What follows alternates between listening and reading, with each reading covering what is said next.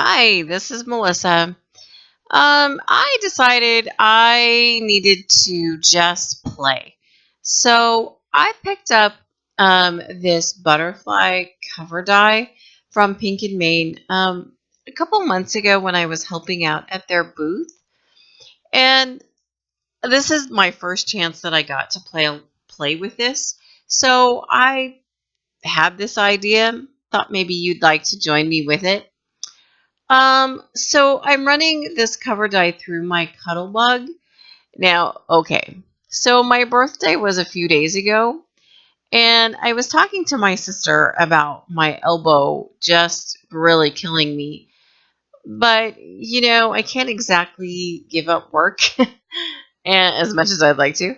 And I refuse to give up crocheting because crocheting this is just what I do with my sister every Sunday morning. Karen and I will FaceTime and we're working on our yarn project. She's knitting or weaving and I'm crocheting and I don't want to give that up. And I'm certainly not going to give up my hobbies.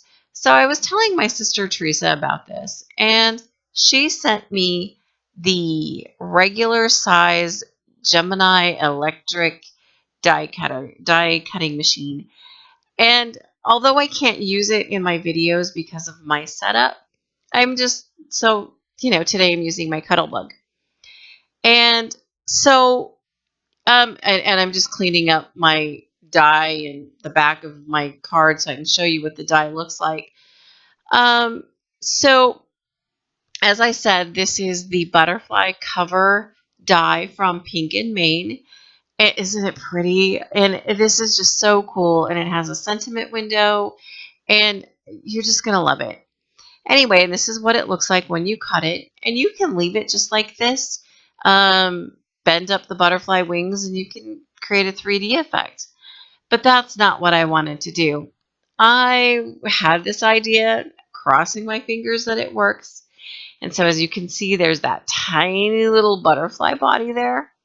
Well, I taped that down over the butterfly wings and running it through my Cuddlebug. And as I said, crossed my fingers and hoped that this worked. It didn't get all wonky on me. And it actually worked. I'm so excited. I was able to create a butterfly window. So I have more butterflies to cut out like this, and I'm going to do that off camera, and I'll be right back. And I'm back. So as you can see, I did cut out all my butterfly windows, and I stuck the bodies on this piece of Post-it note tape. And then taking the number 100 Copic marker, I just colored those up. And, that was super easy. And I just found that I had missed a body. So I'm going to stick that to the tape. And then we'll just set that aside. Oh, no, wait a minute. I'm going to show you how I colored the body because, maybe you want to see what I did. Anyway, super easy coloring. Just color it around. Make sure you get your edges so that it's no longer white. Alrighty. So now what I did is I took my top folding A2 size card base and I lined up the die cut piece just from top to bottom. And then I took my ruler and I placed it between the row 1 and row 2 of butterflies and did a little pencil tick mark. And then I did that all the way down the panel. And my intention with that was so that I created sections on how I wanted to do my rainbow ink blending here. And so here we go. I'm going to just be quiet for a second because I am going to speed up the video for just a minute while I do my ink blending.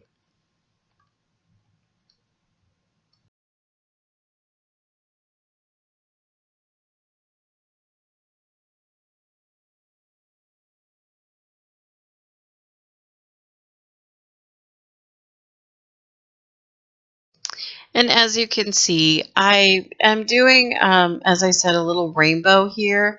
I'm using Distress Oxide ink because I'm a little bit more successful with blending this ink. And if you have trouble with ink blending, like I do, try oxide inks. These are so smooth that I think you'll find that you do them very well too.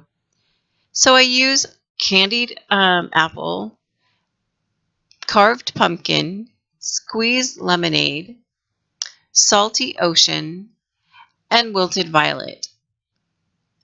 And, I bring in my die cut panel just to check to see how I'm doing. Am I keeping within my sections?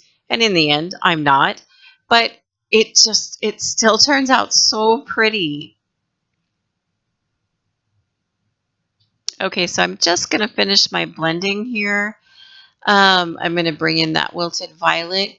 And then I'll go back. And, like I said, I did realize that I went out of my sections.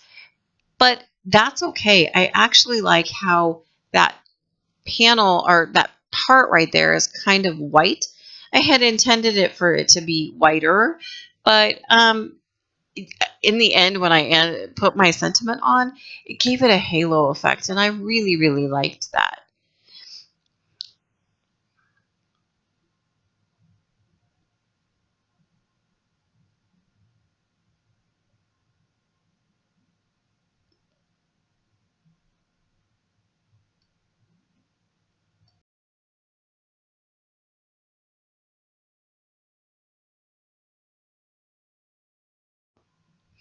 And here I stuck down the panel, and I did use a liquid adhesive. And here I'm just kind of cleaning that up from where it squeezed out. But I used a liquid adhesive um, because I felt that that gave me a little bit more play time to get it lined up right. And, truth be told, I still didn't get it lined up right. But now I have this opportunity for an inlaid die technique, just a little bit with these tiny little butterfly bodies. So just with a little bit of liquid adhesive, I'm going to put the body on the butterfly. Pardon my head. I'm so sorry that I got that in there.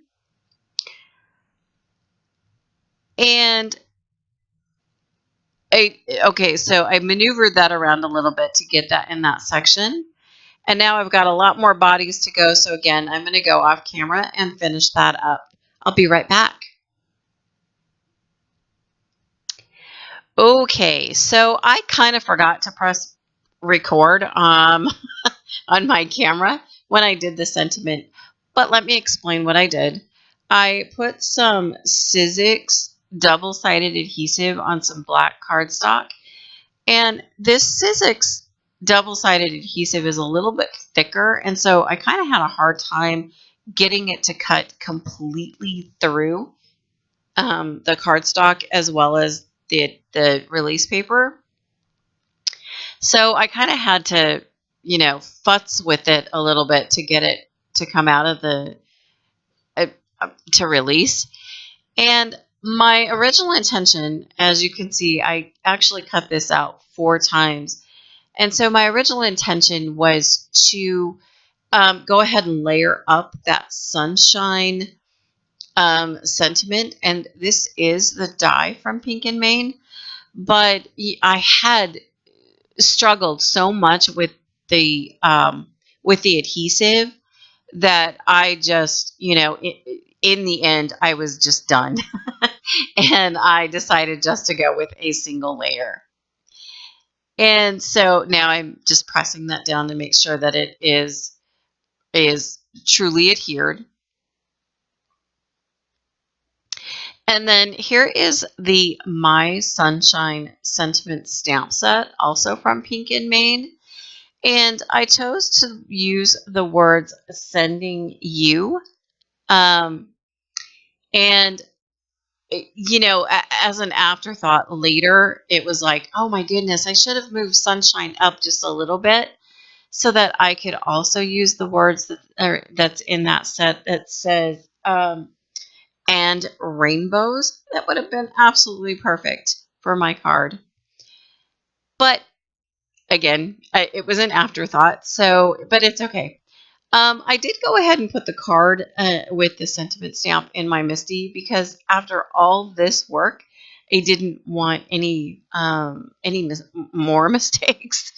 So I put it in my Misty and I lined up the words right above the sunshine.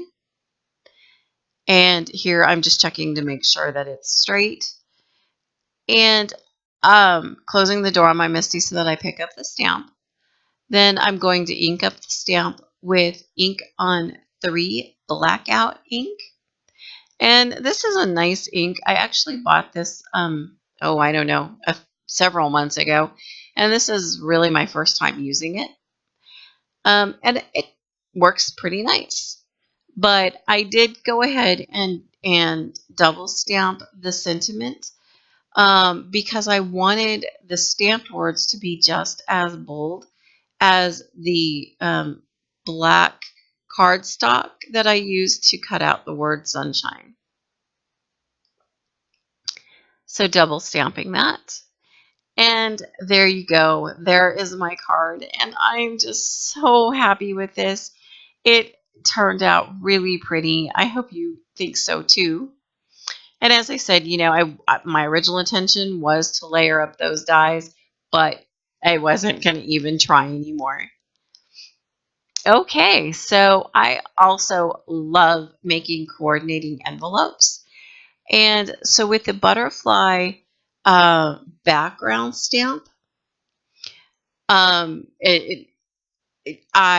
am just going to stamp on the flap of the envelope. And here I'm just lining it up in my Misty. And where I did have it, I couldn't close the Misty door.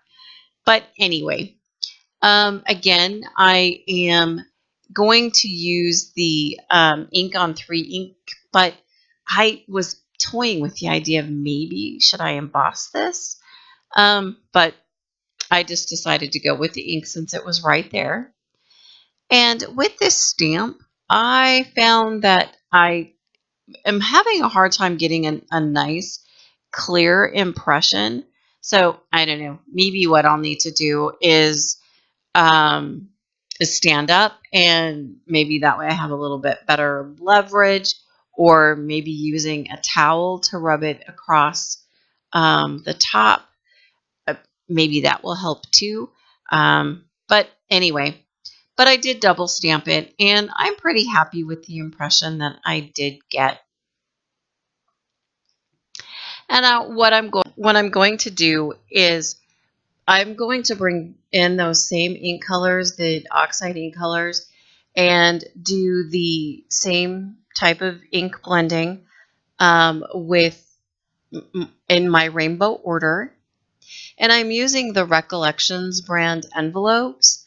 They do tend to not allow the ink to be as vibrant as what it really is, and I think it's because maybe it's recycled paper.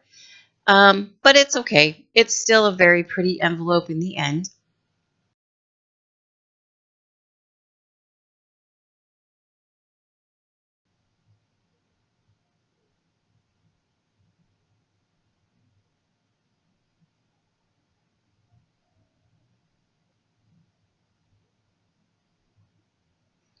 So I'll remove that mask and show you the finished flap.